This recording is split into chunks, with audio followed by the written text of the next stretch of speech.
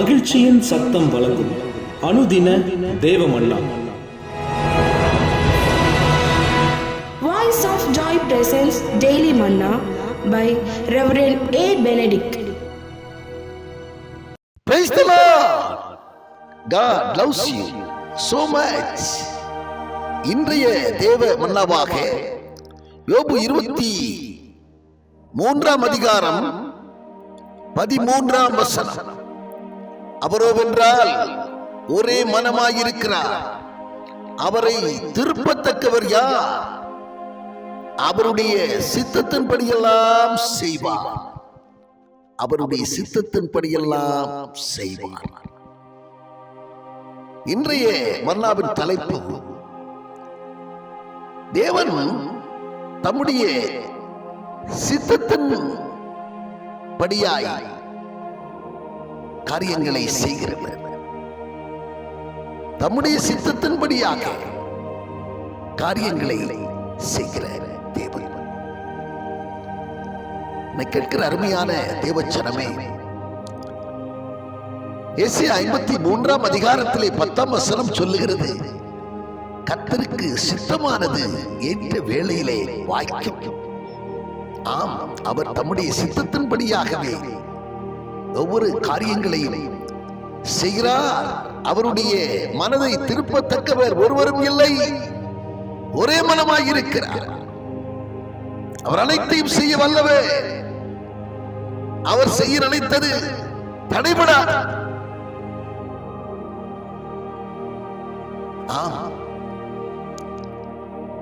ஒவ்வொருவரை குறித்தும் திட்டங்கள் வைத்திருக்கிறார். அவர்கள் துவக்கம் அற்பமாய் இருந்தாலும் அவர்கள் முடிவு சம்பூர்ணமாய் இருக்கும். கர்த்தருக்குள் உண்மையாய் இருக்கிறவர்களை, அவரை உறுதியாய் பற்றிக் கொண்டவர்களை, அவர்களை குறித்து ஆண்டவர் நோக்கம் வைத்திருக்கிறார், திட்டம் வைத்திருக்கிறார்.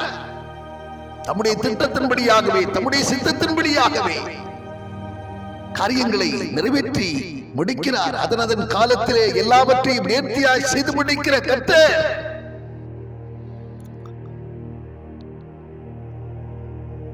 எல்லாவற்றையும் செய்து முடிக்கிறார். விதைக்க ஒரு காலம் உண்டென்றால் அறுக்க ஒரு காலம் இருக்கிறது அல்லவா? நட ஒரு காலம் இருக்கிறது என்றால் பிடுங்க ஒரு காலம் இருக்கிறது அல்லவா?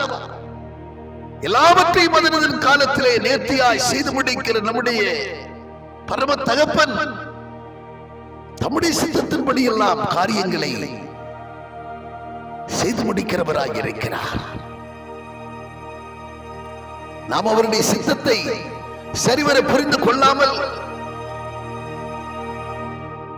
சரியாய் அறிந்து கொள்ளாமல், நம்முடைய சுயத்தின்படியாக இன்றைக்கு உங்களில் அநேகர் ஓடிக்கொண்டிருக்கிறீர்கள். வேதம் சொல்லுகிறது, அவருடைய சுய புத்தியின் மேல் சாயாமல் வழிகளில் எல்லாம் அவரையே நினைத்துக் கொண்டிரு. உன்னை நீ ஞானி என்று எண்ணாதே, கர்த்தருக்கு பயந்து தீமையை விட்டு விலகு. ஆண்டவர் சொல்லுகிறார் மத்தேயு 7 அதிகாரத்திலே, பரலோகத்தில் இருக்கிற பிதாவின் சித்தத்தின்படி செய்கிறவனே அல்லாமல் என்னை நோக்கி கர்த்தாவே கர்த்தாவே என்று முறையிடுகிறவன் தேவராஜ்யத்துக்குள்ளே பிரவேசிக்கிறதில்லை. என்னுடைய சித்தம் செய்கிறவன் மட்டும்தான் அதிலே பிரவேசிப்பார்.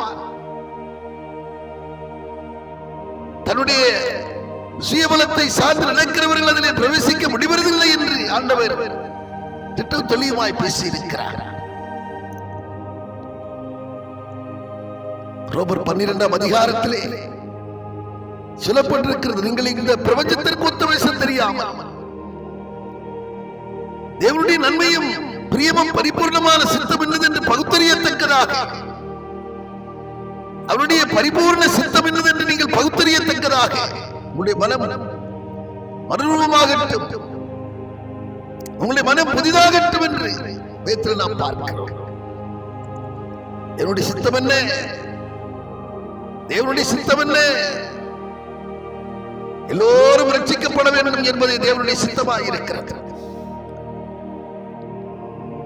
எல்லோரும் பரிசுத்தமுள்ளவர்களாய், அவரை போல பரிசுத்தமுள்ளவர்களாய் காணப்பட வேண்டும் என்கிறது அவருடைய சித்தமாய் இருக்கிறது. உலகத்தின் குத்தவேசம் தெரியாமல் அவருக்கு பிரியமாய் வாழ வேண்டும் என்பது அவருடைய சித்தமாய் இருக்கிறது. அவருடைய சித்தத்தின்படி நீங்கள் நடந்தால் அவர் உங்களுக்கென்று வைத்திருக்கிற ஆசீர்வாதங்களை தடையில்லாமல் நீங்கள் சுதந்திரித்துக் கொள்வீர்கள். இம்மையிலும் மறுமையிலும் அவருடைய மேன்மையை காண்பீர்கள். அவர் உங்களுக்கென்று வைத்திருக்கிற உயர்வை காண்பீர்கள். எனவே என்னை கேட்கிற அருமையான தேவச்சனமே, சுயபலத்தில் சாய்ந்து நடக்காமல் சுயநீதியை உடையவர்களாய் காணப்படாதபடிக்கு, சுய மகிமையை தேடி ஓடுகிறவர்களாய் காணப்படாதபடிக்கு, எல்லாவற்றிலும் தேவ சித்தம் என்னதென்று நீங்கள் அறிந்து கொண்டு அவருடைய சித்தம் செய்கிறவர்களாய் காணப்படுங்கள். நிச்சயம் உங்களை அவர் கைவிடவே மாட்டார். பரலோக பிதாவே, நாங்கள் உம்மை துதிக்கிறோம் ஐயா, உம்மை ஸ்தோத்திரிக்கிறோம் ஆண்டவரே. நாளிலே நீர் எங்களுக்கு கற்றுக் கொடுத்த வார்த்தைக்காக நாங்கள் உமக்கு நன்றி செலுத்துகிறோம். உம்முடைய சித்தம் செய்கிறவனே அல்லாமல் நித்திய வீட்டிலே பரலோக ராஜ்யத்திலே ஒருவரும் பிரவேசிக்கிறதில்லை என்று சொல்லி எங்கள் வார்த்தை தந்திருக்கிறபடியாக, உம்முடைய சித்தம் செய்கிறவர்களாக, உமக்கு பிரியமாய் நடக்கிறவர்களாக எங்களை உருவாக்கும்படியாக, எங்களை உருமாற்றும்படியாக ஆண்டவர் இந்த வேளை நாங்கள் பாரத்தோடு செபிக்கிறோம் ஐயா. குதிரை இத்தனை நாளுக்கு ஆயத்தப்படுத்தப்படுகிறது, ஜெயமோ கர்த்தரால் வருகிறது என்று சொல்லி நாங்கள் வேதத்திலே வாசிக்கிறோம் ஆண்டவரே. ஆண்டவரே, குதிரையின் மேலும் ரதங்களின் மேலும் நாட்டம் வைக்கிறவர்கள், குதிரைகளை குறித்தும் ரதங்களை குறித்தும் மேன்மை பாராட்டுகிறவர்கள் முறிந்து விழுந்து போகிறார்கள். மாம்ச பலத்தில் நிற்கிறவர்கள் முறிந்து விழுந்து போகிறார்கள். நாமத்தை குறித்து மேன்மை பாராட்டுகிறவர்கள் எல்லாவற்றிலும் எழுந்து நிமிர்ந்து நிற்பார்கள் என்கிற வார்த்தையின்படியாக, தேவனுடைய சித்தம் செய்கிறவர்கள் அவருடைய நாமத்தை குறித்து மேன்மை பாராட்டுகிறவர்களாக இருப்பார்கள். அவர்களை எழுந்து நிமிர்ந்து நிற்க செய்கிற தேவாதி தேவனே, நாங்கள் உமக்கு நன்றி செலுத்துகிறோம் அப்பா. தொடர்ந்து எங்களை பொறுப்படுத்திக் கொள்வீராக, எங்களை வழி நடத்துவீராக. உம்முடைய சித்தம் அறிந்து நாங்கள் நடக்கக்கூடியவர்களாய் எங்களை உருவாக்க வேண்டும் என்று கருத்தில் அர்ப்பணித்து ஜெபிக்கிறோம். இயேசு கிறிஸ்து மூலம் ஜெபிக்கிறோம் நல்ல பிதாவே, ஆமென்.